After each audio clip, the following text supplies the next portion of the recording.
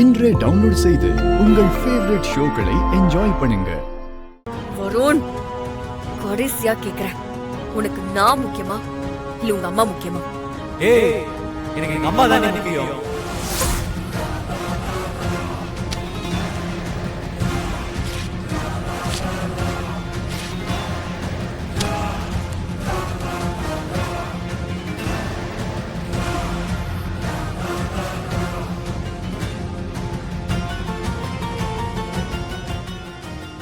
போடா போ.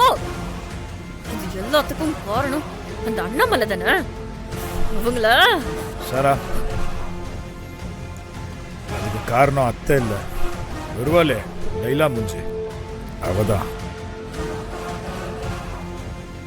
என் மச்சான் அவளை பிடிச்சிருக்குன்னு சொன்னதுனால தானே நிச்சயம் பண்ணாங்க.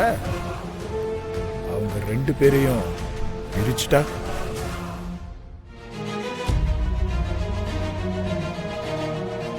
என்னைக்கு அந்த வெண்ணில என் லவ்வுக்கு குறுக்க வந்தாலும் அன்னையில இருந்துதான் எனக்கு எல்லா பிரச்சனையும். நீ எனக்கு சிஸ்டர் மாதிரி, நீ ஒன்றும் கவலைப்படாத. நாளைக்கு அவங்க புது கடை திறக்கிறாங்க. படம் எடுக்க வரவங்களுக்கு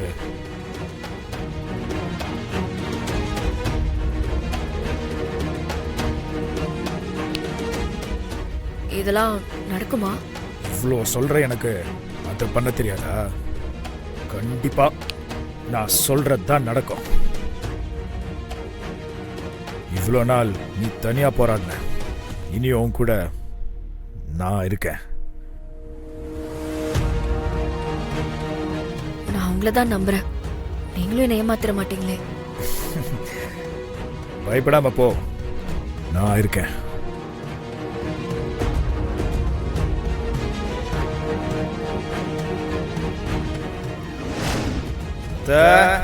எல்லாம் மருமகம் வந்த நேரமா அவளுக்கு இந்த கடையா?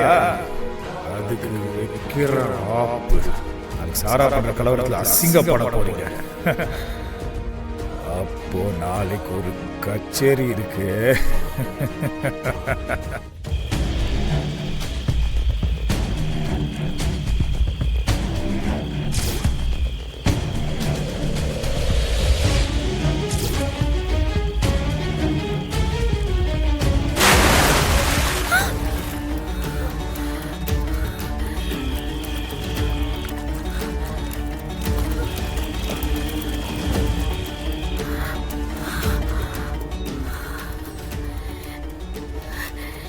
ஏதோ தப்பா இருக்கே.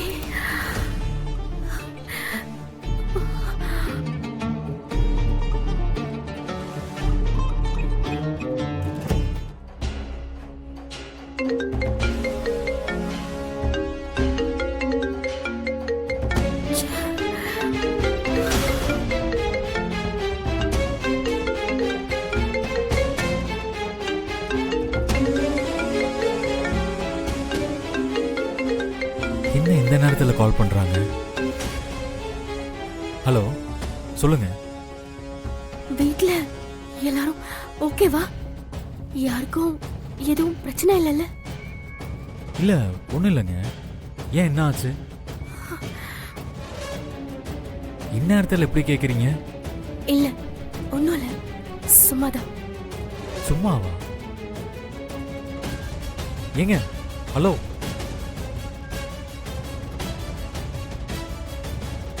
இவங்க ஏன் இப்ப ஃபோன் பண்ணாங்க?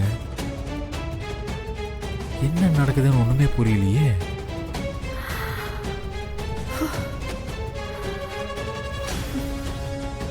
எனக்கு என்னமோ சரியா படல. காலையில கிளம்பி சீக்கிரம் போகணும்.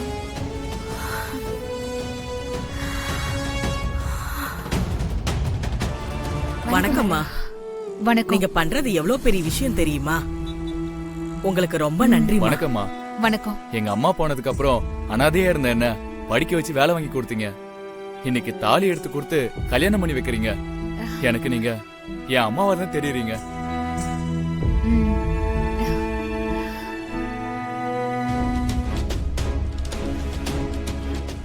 அது வரும். அம்மா, சிலை என்னாச்சுன்னு தெரியலமா, இன்னும் வரலமா. நீ எப்படிமா இவ்ளோ சீக்கிரம் வந்த? இல்லத்த, சிலை வச்சு பூஜை பண்றோம். நிறைய வேலை இருக்கும்ல, அதான் நான் ஒரு கெஸ்ட் மாதிரி வரக்கூடாதுன்னு சீக்கிரம் வந்தேன். ஆனா அபசகுணம் ஆயிடுச்சு. எல்லாம் என்னால தானே.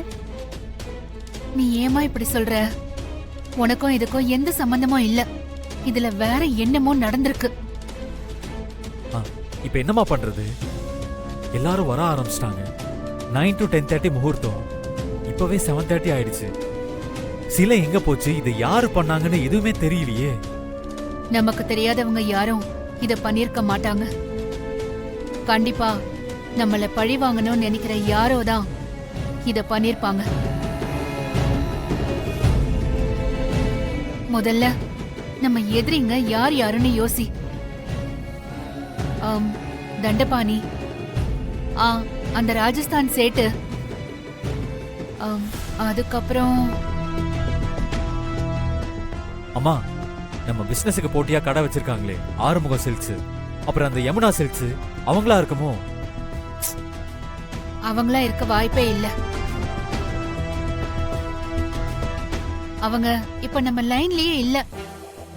பிசினஸ் எல்லாம் சேஞ்ச் பண்ணிட்டாங்க. அந்த சேட்டும் முதல்ல நம்ம கிட்ட முறைச்சிட்டு இருந்தாரு. அப்புறம் நாம யாரு என்னன்னு தெரிஞ்சு இப்போ நம்ம நண்பர் ஆயிட்டாரு. சொல்ல போனா இந்த கடைய அவர்தான் நமக்காக பேசி கொடுத்தாரு. அம்மா, அப்போ அந்த தண்டபாணி வேலையா இருக்குமோ? இல்ல, தண்டபாணியும் அவன் மகனும் இப்போ ஜெயில இருக்காங்க.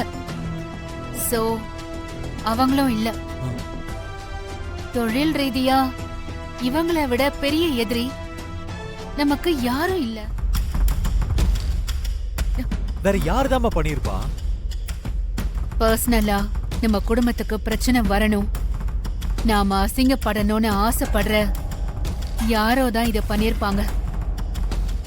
அப்படிப்பட்ட ஆள் யாருன்னு பார்க்கணும்.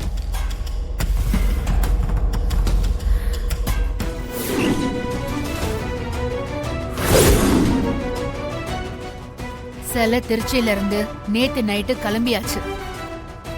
3 மணிக்கெல்லாம் செங்கல்பட்டு டோல்கேட்டை தாண்டிடுச்சு. ஆனா அதுக்கப்புறம் போரூர் டோல்கேட்டுக்கு வண்டி வரவே இல்ல. சோ அந்த இடப்பட்ட இடம் பெருங்களத்தூர்.